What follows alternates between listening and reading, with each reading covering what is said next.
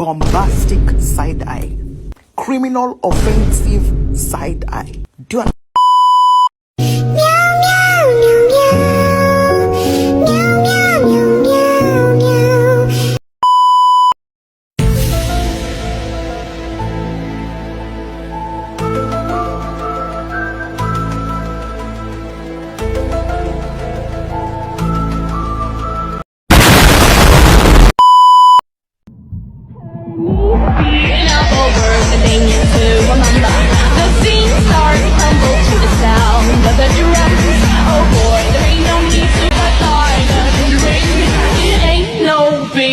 just show her a little.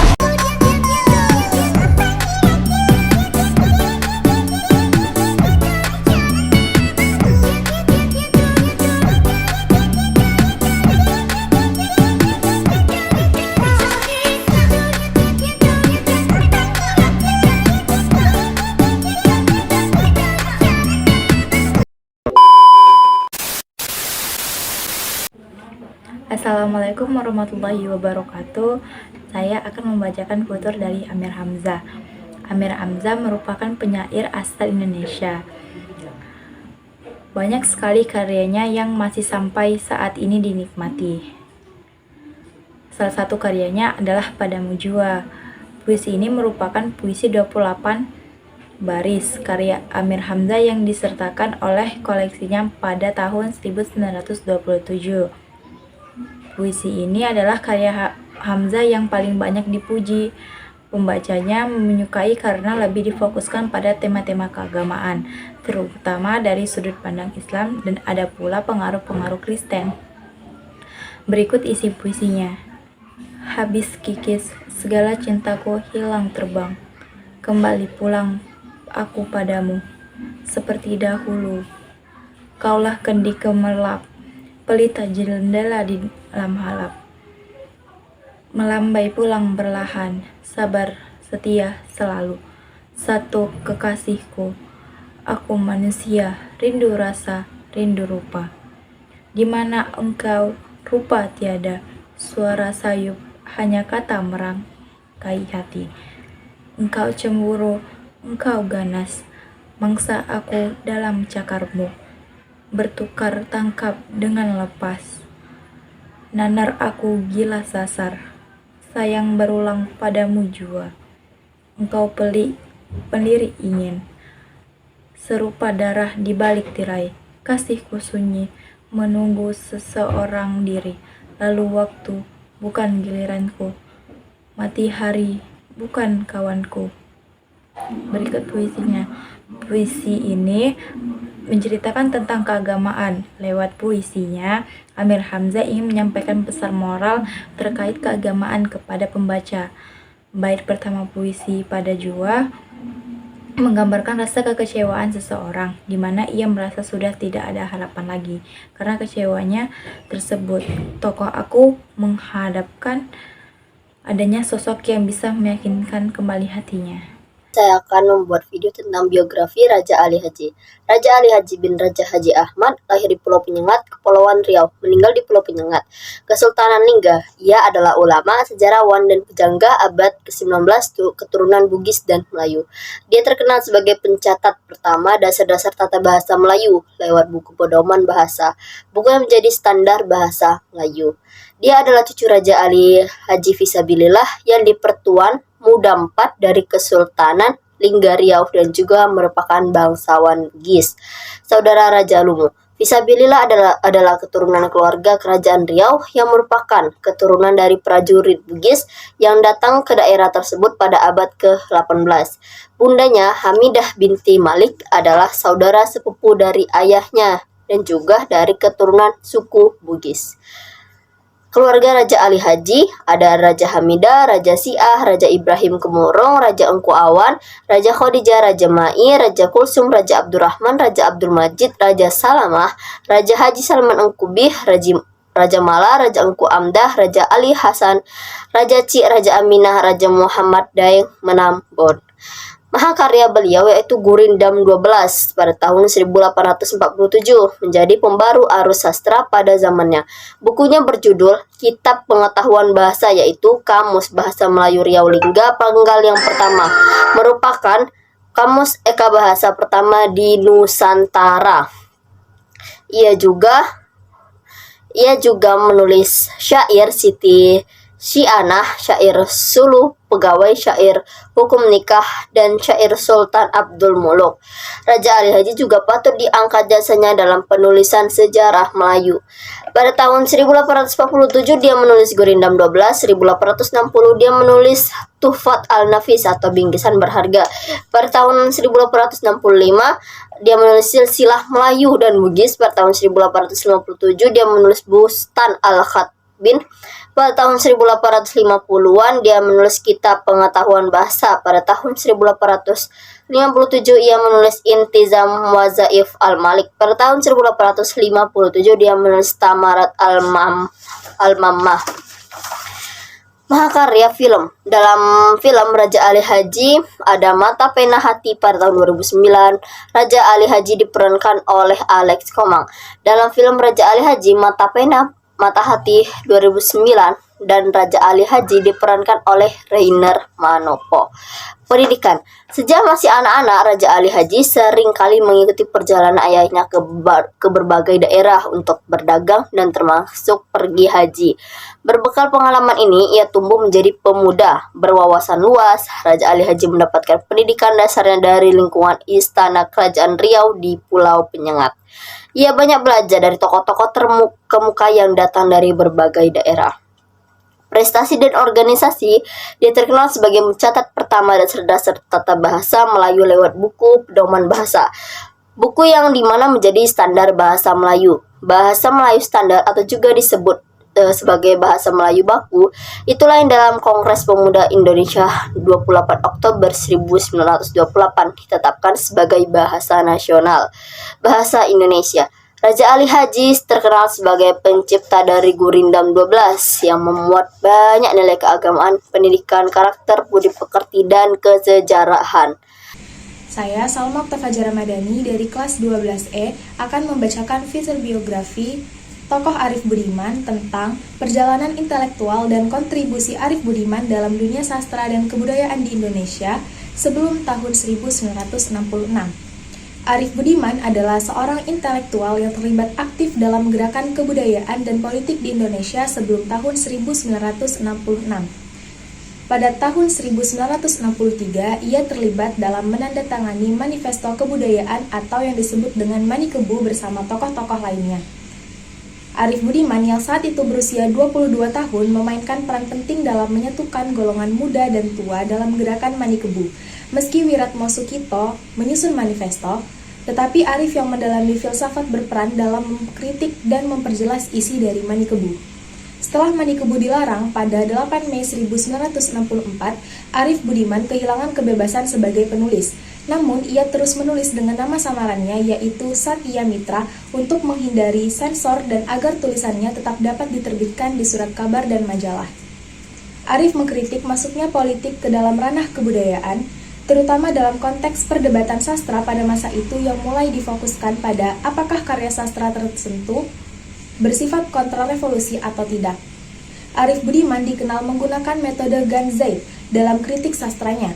Metode ini berasal dari psikologi Gestalt dan menekankan pada pendekatan holistik terhadap karya sastra, di mana keseluruhan karya dianggap lebih signifikan daripada bagian-bagiannya. Arif percaya bahwa metode kritik sastra ini menitik beratkan pada Ganzai memberikan ruang bagi perbedaan interpretasi antara pembaca, kritikus, dan pengarang, yang menurutnya merupakan ciri khas dari sebuah karya sastra.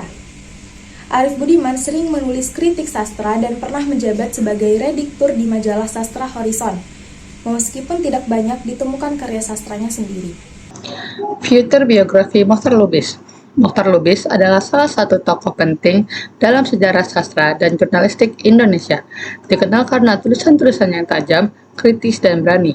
Mokhtar Lubis tidak hanya seorang penulis, tetapi juga seorang jurnalis yang dengan lantang menyuarakan pandangan-pandangan independen di tengah situasi politik yang seringkali represif. Karya-karyanya, baik dalam bentuk fiksi maupun non-fiksi, mencerminkan realitas sosial dan politik yang dihadapi Indonesia, baik sebelum maupun setelah kemerdekaan. Sebagai seorang jurnalis, Mokhtar Lubis dikenal sebagai salah satu pendiri dan pemimpin redaksi Indonesia Raya, surat kabar yang sangat berpengaruh pada masanya. Indonesia Raya terkenal karena sikap editorialnya yang independen dan seringkali mengkritik kebijakan-kebijakan pemerintah, terutama di era Orde Lama. Melalui kolom-kolomnya, Lubis tak segan-segan menyuarakan pandangannya tentang korupsi, pelanggaran hak asasi manusia, serta ketidakadilan yang terjadi di tengah masyarakat. Karena keberaniannya ini, Mokhtar Lubis seringkali bersinggungan dengan pemerintah. Pada masa pemerintahan Soekarno, ia pernah dipenjara tanpa pengadilan selama hampir 9 tahun karena kritiknya terhadap pemerintah. Namun, penahanan tersebut tidak memadamkan semangatnya untuk menulis dan berbicara tentang demi kebenaran. Sebagai seorang sastrawan, Mokhtar Lubis juga menghasilkan karya-karya yang dianggap sebagai mahakarya dalam dunia sastra Indonesia. Novel-novelnya kerap kali berfokus pada konflik manusia dengan dirinya sendiri, dengan lingkungan sosial maupun dengan kondisi politik. Salah satu karya yang terkenal adalah novel yang berjudul Senja di Jakarta. Senja di Jakarta, salah satu karya terkenal Mokhtar Lubis yang diterbitkan tahun 1963, menggambarkan potret sosial politik Jakarta di era pasca kemerdekaan dengan penuh kritik, mengambil latar kota Jakarta yang dipenuhi korupsi, keserakahan, dan ketidakadilan. Novel ini menyoroti kehidupan berbagai lapisan masyarakat, mulai dari kaum elit politik hingga rakyat kecil yang terpinggirkan. Mokhtar Lubis menghadirkan karakter-karakter seperti Suryono, seorang pegawai pemerintah yang terjerat dalam praktik korupsi, serta seorang wartawan yang berperan sebagai suara moralitas. Melalui narasi ini, Lubis menggambarkan bagaimana korupsi menyebar luas di kalangan pemerintah dan elit, sementara rakyat miskin terjebak dalam lingkungan kemiskinan.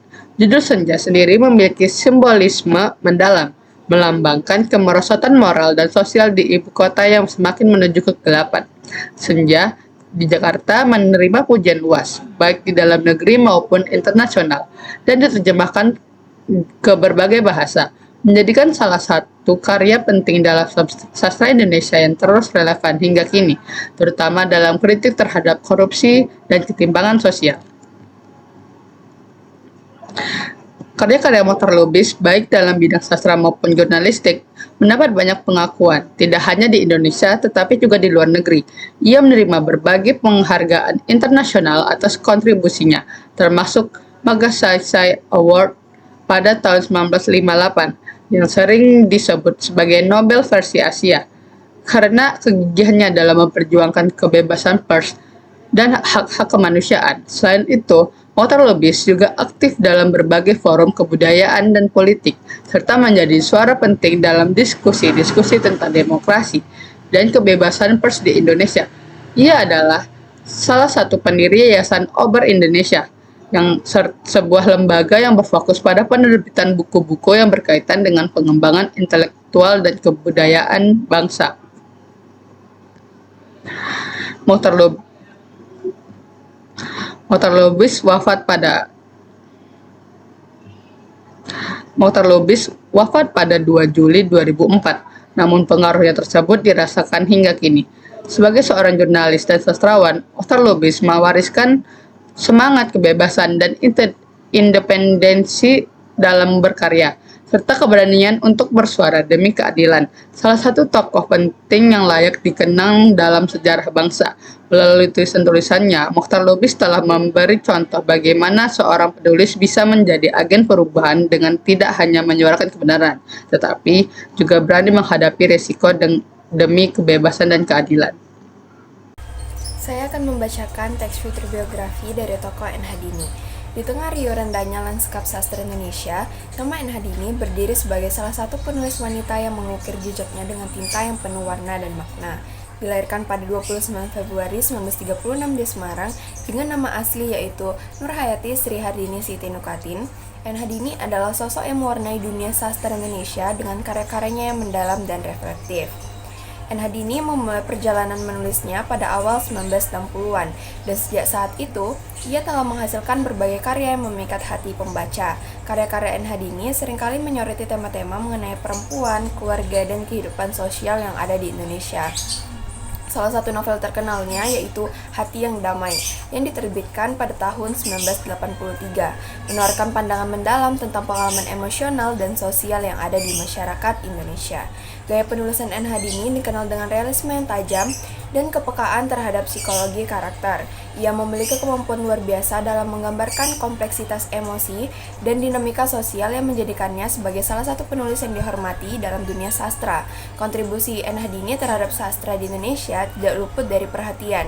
Ia telah menerima berbagai penghargaan atas dedikasinya dan kualitas karya-karyanya. Karya-karyanya telah diterjemahkan ke dalam beberapa bahasa yang memperluas pengaruhnya ke audiens internasional.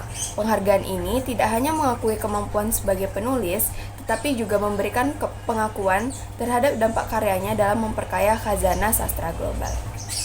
Saya Tiara Safitri dari kelas 12E akan membacakan fitur biografi tokoh Danarto tentang karya sastra Gottlob 1974. Gottlob 1974 merupakan buku kumpulan cerita pendek karya Danarto yang pertama kali diterbitkan oleh rombongan Dongeng dari Dirah pada tahun 1974. Pada kulit dalam tertulis Gottlob, 9 cerita pendek. Namun, pada bagian dalam kulit tertulis diterbitkan pada Agustus 1975. Gambar kulit buku itu dikerjakan sendiri oleh pengarangnya. Kemudian buku tersebut dicetak ulang oleh penerbit Pustaka Utama Graffiti, Jakarta pada tahun 1987. Pada tahun itu pula cetakan ketiga diterbitkan lagi oleh penerbit dan percetakan yang sama Graffiti Jakarta. Judul buku kumpulan cerita pendek itu diambil dari salah satu cerita pendek yang ada di dalamnya, yaitu Gottlob. Cerita pendek lainnya berjudul visual berupa gambar jantung terpanah tanpa kata-kata. Yang selanjutnya sandiwara antas sandiwara, kecubung pengasihan, Armageddon, nostalgia, labirin, asmaradana, dan abrakadabra. Tema ke-9 cerita pendek itu berbeda-beda. Akan tetapi pada dasarnya semua cerita itu membawakan suasana mistis yang menjadi semacam ikatan. Cerita pertama berjudul Gottlob melukiskan keadaan medan perang setelah selesai peperangan sebagai akibat kuasa nafsu atas diri manusia. Dalam cerpen itu dilukiskan mayat-mayat prajurit bergelimpangan dengan senjata-senjata yang membunuh mereka. Temanya dikembangkan melalui dialog antara seorang laki-laki tua dan anaknya yang terluka parah di medan perang. Teknik seperti itu juga terdapat dalam cerita pendeknya yang kedua. Judul cerita kedua ini tidak bernama, tetapi bergambar jantung terpanah. Isinya adalah kerinduan seorang tokoh yang bernama Rintrik kepada sang penciptanya. Cerita ketiga berjudul Sandiwara atas Sandiwara. Walaupun mengisahkan anggota rombongan pemain sandiwara yang bersitegang dengan penontonnya, cerita pendek itu juga diwarnai oleh kritik pedas terhadap pemerintah yang sudah tidak mereka percayai lagi kejujurannya. Teknik penyajiannya dilakukan oleh dialog yang padat. Kecubung Pengasihan merupakan cerita keempat mengisahkan tokoh perempuan Kamil yang penuh kesabaran walaupun hidup menderita sampai akhir hayatnya. Dalam cerita Kecubung Pengasihan itu terdapat dialog antara tokoh perempuan dan bunga-bunga sebagai bentuk personifikasi. Cerita kelima, Armageddon, menceritakan godaan makhluk jahat bekakrakan. Nostalgia merupakan cerita ke-6. Pengarang melukiskan pertempuran antara Pandawa dan Kurawa. Bagian cerita ini Mahabharata. Dalam cerita dikisahkan bahwa Abimanyu menjadi senopati perang Pandawa yang gugur di medan perang. Cerita ke-7, Labirin, menyajikan tokoh Ahasveros yang disingkirkan oleh orang-orang di sekitarnya yang dianggap telah berdosa kepada Yesus Kristus karena ia tidak mau membukakan pintu dan memberi minum. Cerita berikutnya Asmaradana berisi peristiwa-peristiwa yang dialami dan dilakukan oleh tokoh Salome, anak tiri Raja Herodes dan ibunya Herodiah. Dalam cerita itu, keinginan Salome ingin sampai akhir cerita tidak tercapai walaupun segala upaya telah dilakukan. Abrakadabra merupakan cerita ke-9, mengisahkan tentang pengalaman dunia nyata dan pengalaman supranatural yang dialami tokoh Hamlet. Siti Sundari 1985 menyatakan bahwa pada umumnya tema-tema cerita pendek Danarto ini agak sulit dipahami kecuali dengan bekal pandangan kebudayaan Jawa mengenai kehidupan dan alam semesta, khususnya dunia kebatinan atau mistik Jawa, sesuai dengan pengakuan Danarto. Akan tetapi menurut Prof. TU 1983, pesan dalam cerita-cerita Danarto itu sederhana, yaitu kemurnian. Menurut TU, cerita-cerita Danarto luar biasa menarik dan merupakan suatu corak pembaharuan dalam sastra Indonesia. Cerpen-cerpen Danarto itu telah diterjemahkan ke dalam bahasa Inggris oleh Harry Aveling dengan judul Abrakadabra dan diterbitkan di Singapura tahun 1978. Sekian dari saya, terima kasih. Wassalamualaikum warahmatullahi wabarakatuh.